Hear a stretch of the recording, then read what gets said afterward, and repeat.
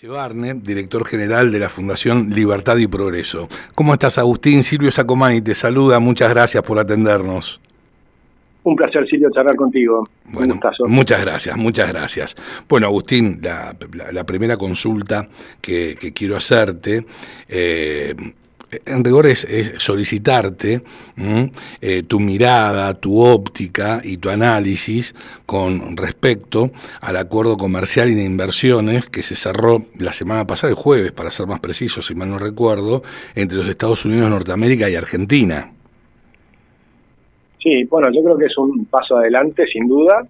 Todo acuerdo de libre comercio es un paso adelante. Este no llega a ser un acuerdo entero de libre comercio, pero claramente es un marco que se va a hacer para facilitar el comercio con Estados Unidos, eliminando un montón de barreras arancelarias y bajando aranceles de un lado y del otro. Y para mí lo interesante es comprender que no es solo importante que ellos bajan los aranceles y que por lo tanto, por ejemplo, vamos a poder exportar más carne con mayor cupo, mayor aluminio, mayor acero. Vamos a hacer acuerdos para exportar lo que más les interesa a ellos, que son las tierras raras. Exacto. Y demás, que es fundamental. Todo eso es bárbaro para los Estados Unidos, pero para la Argentina eso es muy bueno también, pero también es muy bueno poder acceder a tener productos americanos a menor costo. Uh-huh. Es decir, que la apertura que ellos hacen, que nosotros hacemos con respecto a ellos, tener medicamentos más baratos, de bienes que vamos a importar más baratos y demás, o autos o lo que fuere, también beneficia a los argentinos. Creo que el gran error que tuvo la Argentina durante muchos años fue creer que el proteccionismo es una ventaja para los argentinos. El proteccionismo es una ventaja para las empresas protegidas, es decir, para las ganancias de los empresarios que tienen las empresas protegidas. Ergo, empresarios prebendarios. Ergo, empresarios prebendarios. Y ese es el tema. Argentina, en los últimos 80 años, tuvo una cantidad de empresarios prebendarios que ganaron muchísimo dinero, pero nosotros teníamos una pobreza que era cada vez mayor. Uh-huh. Y a mí me interesa siempre resaltar que esto era algo que hace 100 años atrás estábamos de acuerdo tanto los liberales como los socialistas en Argentina. Pues los socialistas en Argentina eran tipos muy preparados, eran tipos que eran estudiosos. Juan de Justo había escrito La Moneda y, por ejemplo, defendía claramente que teníamos una moneda fuerte, una moneda metálica, una moneda con respaldo oro, lo que hoy llamaríamos dolarización, si querés, lo más parecido a eso, ¿no? Uh-huh. Pero, o si querés volver a hacer una moneda con respaldo oro, es decir, una moneda fuerte, para tener salarios altos y no bajos. En cambio, el club de los devaluacionistas y proteccionistas, lo que quieren es una economía protegida y devaluación para tener salarios bajos y que entonces los que ganan son las empresas. Las dos cosas le hacen mucho bien a las empresas y ganaron fortunas. Y para colmo las fortunas se las llevaron al exterior, porque la gran mayoría de los grandes empresarios argentinos vivieron fuera de la Argentina. Se llevaron la plata. En cambio, los socialistas decían, no, tenemos que tener moneda fuerte y además tenemos que tener libre comercio. ¿Por qué? Porque con el libre comercio los trabajadores argentinos van a poder comprar una ropa, un blue jean o lo que fuere a los chinos a buena calidad, a bajo precio. Van a poder comprar autos a $11.000 en vez de pagar los 50.000. Entonces vas a tener la posibilidad de que con tu trabajo puedas salir de la pobreza muy rápidamente. Uh-huh. Mientras que con salarios devaluados y sin libre comercio, los que ganan plata son los empresarios. Claro, bueno, y hablando de empresarios, a ver, yo te quiero hacer, quiero destacarte una frase de Rapalini, que como bien sabes es el presidente de la Unión Industrial Argentina. Sí, él respalda las reformas que está impulsando el gobierno, sí, pero bueno, tiene la idea de reunirse con el ministro Caputo, bueno, para pedirle que se implementen políticas que favorezcan a la industria nacional. ¿Sí? Él básicamente subraya que la política industrial es cuando le das competitividad a los jugadores locales. ¿Qué opinas al respecto? Bueno, yo creo que eso hay que mirarlo con atención y a ver qué es lo que está diciendo después en la letra chica, porque si lo que me pedís como competitividad es tener impuestos bajos, yo estoy de acuerdo. Nosotros tenemos que apuntar a tener impuestos bajos, claramente, ¿no? Entonces ahí te diría, sí, estoy de acuerdo con Rapalini. Ahora, si lo que él está pidiendo es protección, te diría no. si lo que me están pidiendo es y siendo que viene de la Unión, siendo que este mensaje viene de la Unión Industrial Argentina, bien digo, no hay un tufillo a una solicitud de proteccionismo.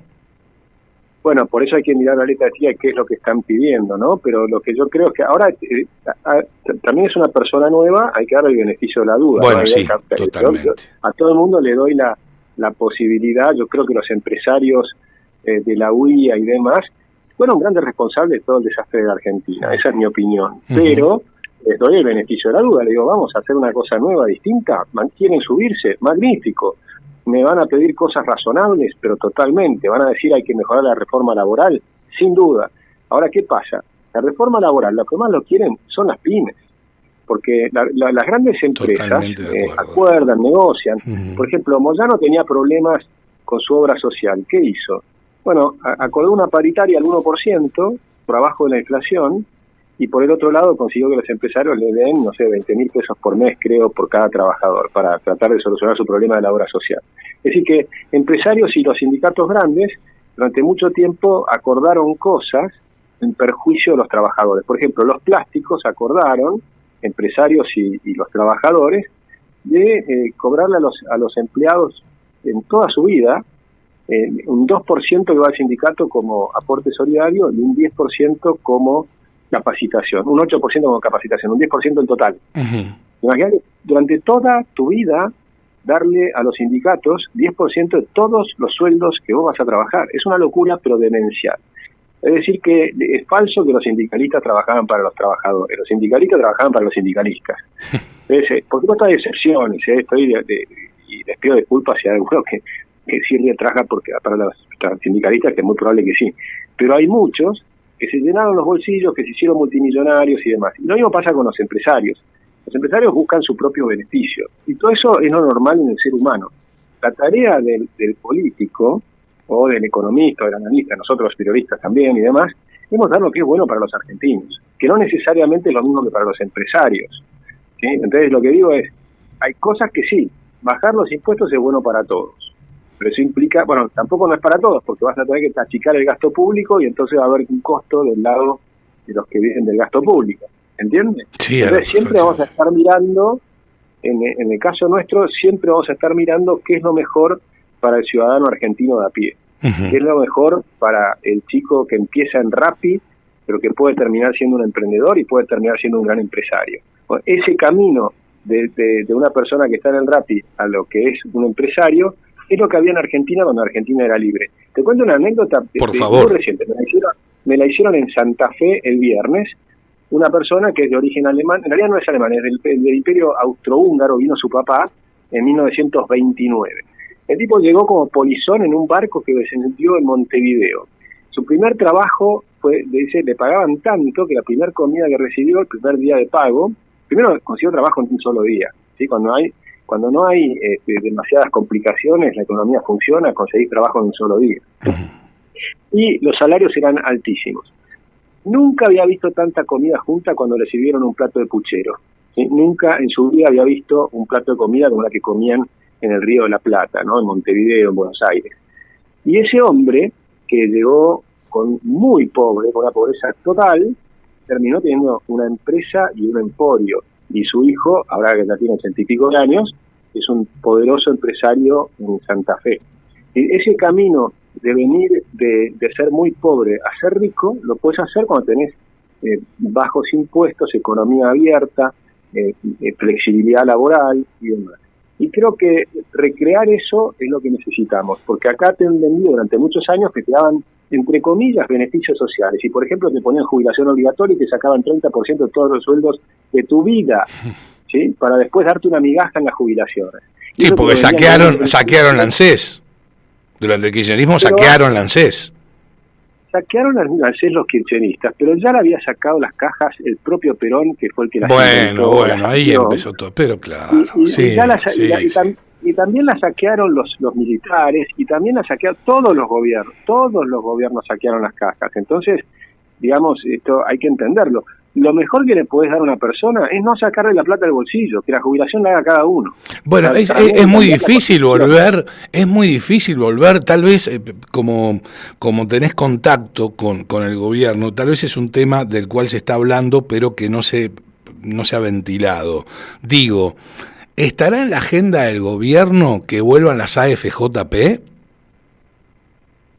Mira, por ahora está en la agenda del gobierno un primer proyecto que es para solucionar la quiebra del sistema, porque el sistema está quebrado. Sí, por supuesto. Entonces ahí tenés un montón de jubilados que reciben una jubilación que es muy pequeña. Qué magra, sí. Y la forma de solucionarlo es hacer cosas que son difíciles. Por ejemplo, tenés que lograr, para restablecer el sistema, cuánta gente aporta y cuánta recibe. Ahora hay un montón de gente que recibe, muchos que no aportaron, pues dieron las moratorias. Bueno, sí. Y además hay mucha gente que está en el sector informal que tampoco aporta. Entre Cristina Fernández de Kirchner y Alberto Fernández, sí, hicieron ingresar al sistema jubilatorio a través de las moratorias a 4 millones de jubilados y el universo es de 8. Exactamente. Y entonces tenés un problemón porque entonces aportan 1,4 por cada persona que está jubilada. Con lo cual no te alcanza la plata para nada. Claro, entonces entonces está quebrado el sistema y tenés que pagarlo con rentas generales, es decir, con otros impuestos. Si vos tenés que bajar impuestos, entonces tenés que solucionar el problema. Entonces digo, lo primero es eliminar todos los privilegios. Eliminar todos los privilegios empezando por las mujeres, que se jubilan 5 años antes que los hombres, cuando en realidad viven 5 años más. Entonces es un privilegio que no tiene sentido. Por supuesto, muchas de las mujeres que me están escuchando ahora me están odiando, pero bueno, yo tengo que decir las cosas como son. Y la realidad es que es un privilegio, y ese privilegio no corresponde. Viven más, una mujer de 60 años hoy es joven, yo tengo 62, sigo laburando como loco, y estoy encantado de laburar, y estoy seguro que el 90% de las mujeres que me están escuchando también a los 60 están encantadas de trabajar, porque te aburrís si no sin trabajar. No, seguro, pero hay que aumentar la edad jubilatoria. La mujer que pase a 70 años, me parece. Yo a los 70 años sos un tipo activo. Sí, pero además que sea igual de hombres y mujeres. Sí, eso, claro. Por eso, sí, exactamente. Después tienen 146 regímenes de privilegios. Algunos se jubilan a los 42 años, otros a los 50, ¿no? Y después hay un montón de cosas que son inequitativas. Y después tiene que hacer reforma laboral para que no haya tanta economía en negro y la gente trabaje formalmente, que todos trabajemos formalmente. Y entonces las reglas laborales tienen que ser lógicas, mucho más razonables, mucho menores costos. Y bueno, esa es la batalla. La primera batalla es esa, la reforma laboral. Sí, bueno. Después va a venir la reforma nacional. Sí. Y después a largo plazo sí hay que restablecer un sistema de capitalización. Si me preguntás a mí, hasta el día que la gran mayoría de los argentinos comprenda la idea de la libertad. Porque en ese momento hay que cambiar la Constitución y darle la libertad a la gente para que decida qué hacer con su dinero y que no sean los políticos los que decidan qué hacer con su dinero. Porque es increíble que creamos, después de toda esta experiencia de 80 años, que los políticos van a administrar bien tu dinero cuando te lo han robado durante 80 años. ¿Por qué vas a creer que te lo van a hacer, algún día te lo van a hacer bien? Ahora va a venir un político bueno que va a hacer todo perfecto, pero de ninguna manera, porque el incentivo del político es ganar votos. Y los votos no los ganás haciendo un fondo de pensión a 20 o 30 años. Lo ganás gastándote la plata de ese fondo. Y por eso cuando después llega la persona y se jubila no encuentra su plata porque ya se la gastaron. Si solo piensan en las próximas elecciones y no en las próximas generaciones. Lo cito a Churchill. En las próximas elecciones, nada más, no en las próximas generaciones. Bueno, fíjate lo que acontece hace tantísimos años en Argentina con la educación. La inversión en educación bajó drásticamente en los últimos 10 años. A mí no me gusta hablar de gasto en la educación porque no es un gasto, es una inversión. ¿Sí? En los últimos 10 gastos decayó de una manera. ¿Cómo? Después tenés que ver dónde sacar la plata. No, eso está eso está clarísimo. No, eso está claro. Pero la desinversión de la educación, ¿hace cuánto tiempo que viene aconteciendo? Pero no fue por cantidad de plata. Argentina gastó mucho en educación, pero gastó muy mal. Bueno, claro. Porque el problema es que se habla permanentemente de cuánto vamos a gastar, y nunca quieren medir la eficiencia del gasto. Claro, por supuesto, pero lógico. Porque muchas veces, por ejemplo, en un momento votaron el 6% del PBI sobre educación, que es muy alto, está bueno, pero eso no es el punto es que se gasta mal. Si después con eso que dicen educación estás financiando gastos políticos, ¿no? Yo he conocido gente, pero incluso en el gobierno de Macri, no digo solamente con los kirchneristas, incluso en el gobierno de Macri, parte del presupuesto de la educación iba a financiar empleados públicos o gente que hacía política, pero ni que hablar con los radicales, cómo manejan las universidades. Bueno, yo iba a ir a ese tema, Soy Jacobiti, el amigo Jacobiti. Claro. Por supuesto hay que ver esas auditorías. ¿Cuánto dinero se lleva Lustó por distintas cosas que van sacando? Yo quiero saber todo. ¿Cuánto se lleva plata cada uno con los contratos que tienen, las consultoras, etcétera, etcétera, etcétera, ¿no? Hay un montón de plata que van sacando de la educación pero que no necesariamente es educación, mucho es gasto político disfrazado. Y el gasto político muy mezclado con la corrupción, porque ¿dónde está el límite? Como decís, te hacen un contrato en una consultora. ¿Y eso qué? Eso es corrupción, eso está bien hecho. ¿Ves? Son zonas muy grises, muy difíciles de definir. Bueno, todo eso hay que achicarlo. Y lo que tenés que tener es gasto puro de educación. Y la mejor manera es dárselo a la gente, financiar la demanda, no la oferta. Que la gente sea la que administre su dinero. Bueno, estaba en la idea de este gobierno entregar vouchers. Bueno, exactamente, están en el estado de Florida, por ejemplo, en Estados Unidos, hay todos esquemas donde la gente administra su dinero, donde te puedes tener cuentas de ahorro para educación que solamente pueden gastarse en educación, pero las administran los padres. Entonces o incluso el mismo estudiante, una vez que es más grande, ¿no? Entonces vas ahorrando para tener, y el Estado puede poner una parte, el privado otra, etcétera. Hay mecanismos, pero que el mecanismo tenga el control de los propios usuarios, es decir, de los propios estudiantes y de los propios padres, y no que sea una cosa cerrada que nadie sabe cómo se gasta la plata. Y que entonces dicen, no, autonomía universitaria, entonces nadie puede saber de qué se trata. No, el pueblo quiere saber de qué se trata desde 1810. Sí, entonces hay que volver a mostrar... ¿no? Además, la universidad pública, la escuela pública, todo lo que tiene que ver con lo público se financia con nuestros impuestos. Tenemos el derecho de conocer hacia dónde se dirigen esos fondos. Sí, debe haber auditorías internacionales, es decir, realmente hay que hacer un trabajo muy grande en todo lo que es eficiencia de gasto, porque hay que achicar el gasto y gastar mucho mejor de lo que se gasta hasta ahora. Lógico. Agustín, ¿estás preocupado por la caída de 2 meses consecutivos de la actividad económica? No, pero te digo, no. ¿Que te duele? Sí, por supuesto que te duele. Pero ¿qué pasó? Lo que pasó es que durante el periodo electoral hubo un desbarajuste fenomenal en las expectativas y una cantidad de gente que se quiso cubrir comprando dólares.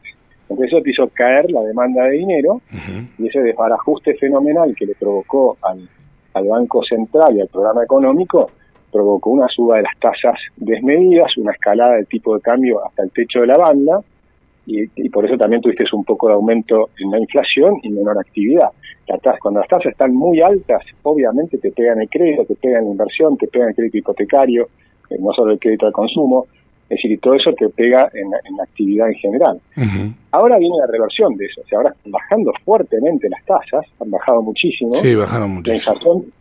La inflación tiene rezagos, o sea que vas a tener todavía esa caída de la demanda de dinero, que genera un problema de inflación en los siguientes meses, que es lo que estamos viviendo ahora, ¿no? Esa subida que estaba por debajo del 2 y ahora está en el 2,4, 2,3, y el 2,3 es el último dato, 2,4 es la última medición que tenemos en Libertad y Progreso, pero en esos niveles estamos, y cuando yo miro para adelante, lo que veo es que se viene una reactivación importante para el año que viene, porque las tasas de interés van a bajar, la inflación va a seguir bajando, vamos a volver a estar debajo del 2 y en la segunda mitad del año debajo del 1 mensual, y ya en el 2027 un dígito anual, es decir, menos de 10% anual va a ser la inflación en el 2027, las tasas mucho más abajo, eso te provoca una reactivación por sí misma, por todo lo que significa para el crédito hipotecario, el crédito de consumo, el crédito para vender autos, para lo que fuere.